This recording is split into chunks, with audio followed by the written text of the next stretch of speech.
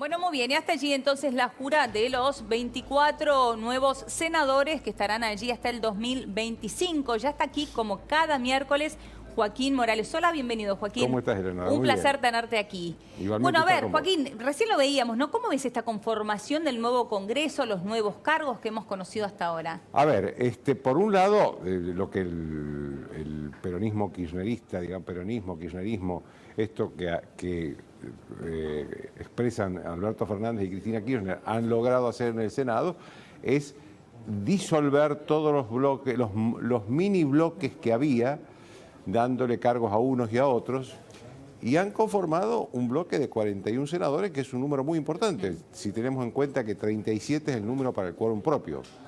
Aún faltándole ahora, que le va a faltar el Perovich durante un tiempo largo, si no es definitivamente, bueno, si es definitivamente... Por ahora 6 meses, sí, ¿no? Si es definitivamente, pues licencia. vendrá quien lo reemplace. Claro. Pero con licencia le va a faltar, pero tiene 40. Es decir, que todavía le sobran 3 senadores para el quórum propio. Digamos, eso ha sido, digamos, una maniobra muy inteligente, tanto de Alberto Fernández como de Cristina Kirchner, ¿no?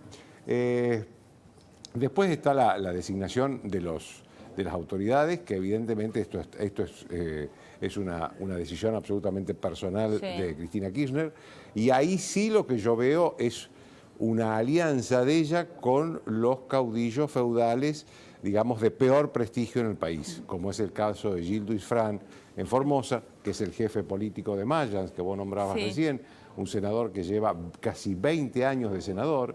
Bueno, ese va a ser el presidente del bloque ese de 41 senadores o de 40 mientras esté Alperovich afuera. Y el otro es la presidencia provisional del Senado, que es un cargo importante por 2 razones. Una, porque está en la línea de sucesión presidencial, es decir, si al presidente le pasa algo, asume la vicepresidenta, en este caso Cristina Kirchner. Y si a la vicepresidenta le pasa algo, inmediatamente asume la presidencia de la Nación el presidente provisional del Senado. Exacto. En este caso, la presidenta, que es Claudia Ledesma Abdala, la esposa del gobernador de Santiago del Estero, Gerardo Zamora. La otra razón por la que es importante es porque es quien reemplaza a la vicepresidenta, quien va a reemplazar a la vicepresidenta Cristina Kirchner cuando esté ausente. En la presidencia del Senado, decís. En la presidencia, conduciendo las sesiones del Senado. Yo no me la imagino a Cristina Kirchner mucho tiempo sentada en el estrado de la presidencia, conduciendo sin poder hablar, además, porque sabes que el vicepresidente no puede hablar. No puede hablar porque marca los tiempos. Porque no puede hablar como presidiendo, pero tampoco es senador, porque ya renunció a la banca de senadora, así que tampoco puede bajar a hablar como senadora. No me la imagino mucho tiempo ahí. Así que la presidencia provisional, el presidente o la presidenta, en este caso provisional del Senado, va a tener el papel fundamental de conducir muchas horas las sesiones de la Cámara de Senadores. Y ahí también eligió a un caudillo muy feudal, muy autoritario, como Isfrán, en este caso Zamora, que ha callado los medios periodísticos críticos. Zamora no ha dejado oposición, tan es así. Sabés que el Senado está conformado por 3 senadores por cada provincia, 2 de la mayoría y uno de la minoría, que es la oposición. Sí, exacto. En este caso los 3 responden a Zamora, porque la mayoría se la llevó él y el partido de la oposición también lo creó él para que sea oposición a él. O sea que es todo propio. Es todo propio. Todo propio. Digamos, esta es la situación de estos caudillos feudales, y yo creo que esto le hace mucho daño al sistema democrático, que la vicepresidenta electa, Cristina Kirchner, haya privilegiado esos gobernadores, cuando hay un montón de gobernadores peronistas que tienen otra actitud. Claro, de hecho, cuando nosotros escuchábamos al propio Alberto Fernández decir voy a gobernar yo junto a los 24 gobernadores, uno lo que menos pensaba era en estos gobernadores. En estos gobernadores, porque ¿no? él había hablado con Schiaretti, había hablado con Uñac mucho tiempo, con el gobernador de San Juan, había hablado con Bordet, con el gobernador de Entre Ríos, bueno, Mansur de Tucumán, es decir, una serie de gobernadores que podían hablar de otra manera en la política y dentro del sistema democrático. Podían hablar de democracia con otras palabras. Claro. Lo que hace Cristina Kirchner es aliarse a los sectores más retrógrados de la democracia argentina, más regresivos de la democracia argentina. Esto es la novedad, me parece a mí, hasta ahora.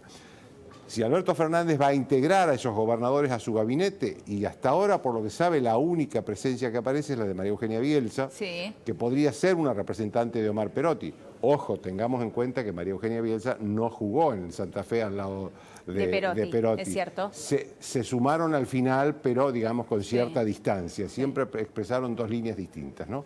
Y yo creo que como bien expresa el apellido Bielsa, los Bielsa son Bielsa, no representa a nadie. Bielsa, no representa a nadie. Tal cual. Así es. Ahora, Joaquín, recién hablabas de estos caudillos feudales de las provincias del norte, hablamos de Santiago del Estero, hablamos de Formosa, y uno podría también ubicar allí a Alperovich, ¿no? Más allá que hoy no está a cargo de la provincia.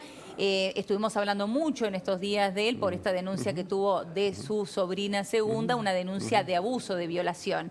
Finalmente, después de decir él mismo que no iba a tomarse una licencia, bueno, se tomó la licencia, la acaba de hacer efectiva, pidió 6 meses de licencia sin goce de sueldo.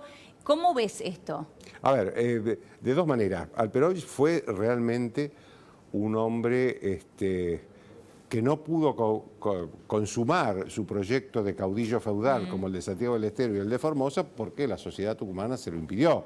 Pero digamos, él asumió con un mandato de 4 años, después lo extendió a 8 y después inconstitucionalmente lo extendió a 12. Claro. Es decir, empezó con una constitución que le permitía estar solo 4 años y se quedó 12 años. Ahora, él evidentemente hoy ya no es ningún líder importante en Tucumán. En la última elección salió cuarto, con un 11% de votos. ¿Quién era su delfín? Ahora es claro, porque gobierna, el ¿no? actual gobernador Juan Mansur fue vicegobernador, después que lo reemplazó a él, cuando él ya Alperovich no tenía posibilidad de reelección. Mansur rompe con él, lo obliga a ir solo, y bueno, y termina así. Pero de todos modos, tanto él como su esposa, que fue senadora hasta hace muy poco tiempo, son muy amigos de Cristina Kirchner. Sí. Y fíjate vos que no hubo un solo pronunciamiento de Cristina Kirchner sobre esta gravísima denuncia de la sobrina, porque no estamos hablando de un abuso sexual cualquiera, estamos hablando de un abuso sexual que incluye violación. Exacto, sí. Y no una, sino varias. 1 año y medio. Así es. Entonces, ahora, ¿cómo se define esto? Yo creo que lo primero que hay que señalar acá es que la justicia que juzgue o que investigue a Alperovich debe ser la justicia de la capital, porque los hechos se produjeron en Tucumán y en la capital. Claro, entonces ahora, hay 2 jueces, ¿no? Hay 2 jueces, claro, pero en Tucumán esa justicia la maneja Alperovich. Claro. Él durante 12 años designó puntualmente a todos los jueces y fiscales y todos estaban relacionados con él por vía directa o indirecta de la política. Tan es así que algunos de los altos funcionarios judiciales del Poder Judicial de la provincia de Tucumán han sido ministros de Alperovich. Alperovich claro, o sea que tiene absolutamente todo controlado. Alperovich no puede ser juzgado en este caso en Tucumán, ni en ningún caso en Tucumán. Pero bueno, hay casos que no puede salirse de Tucumán. No, bueno, pero probablemente también esta denuncia finalmente se dio a la luz o animó a esta sobrina a hacerlo justamente porque también podía contar con la justicia en la ciudad de Buenos Aires. Claro, ¿no? Hay delitos conociendo ella cómo es la situación. Hay denuncias y delitos sobre Alperovich que no pueden juzgarse más que en Tucumán porque se cometieron solamente en Tucumán. Ahora, como se cometió también en la capital, hay posibilidad de que se lo investigue en la capital. Y además es un delito que es, digamos, muy sensible para la justicia. ¿Cómo se investiga con pruebas, como están pidiendo ahora, un delito de abuso sexual que incluye violación? Las pruebas son casi imposibles. Sí. Nadie viola a una persona delante de testigos. No, claro. Entonces, acá lo que importa es que el relato de la sobrina de Alperovich sea verosímil. Es decir, que haya antecedentes, que haya alguien que diga, a mí me lo contó en su momento y me dijo que no lo quería contar. Es decir, las cosas, el contexto que rodea ese relato sea verosímil. Claro. Las pruebas concretas, como en el caso de la corrupción y de esto, no va a haber. No van a aparecer. No van a aparecer porque no existen. Claro. Por lo tanto, la justicia tiene que ser muy distante del que es juzgado en los casos de abuso sexual. Yo me acuerdo que cuando el Papa visitó Chile, cometió un error, porque dijo en un momento bueno, que presenten pruebas. Y me acuerdo que un cardenal norteamericano, cardenal de Boston, al día siguiente dijo, el Papa se equivocó. En abusos sexuales no se puede pedir pruebas. Claro, es cierto. Digamos, y acá hay que aplicarlo a esto. Ahora, lo que a mí me extraña es que hubo algunas... Salvo que la denuncia sea inmediata, digo, ¿no? Claro. Que es en el menor de los casos. Lo que a mí me extraña en el caso de Alperovich es que el bloque tampoco, formalmente, ese bloque de 41 senadores, o 40 sin él, no se pronunció formalmente con el caso de Alperovich. Sí se pronunciaron algunos senadores sueltos. No se pronunció Cristina Kirchner.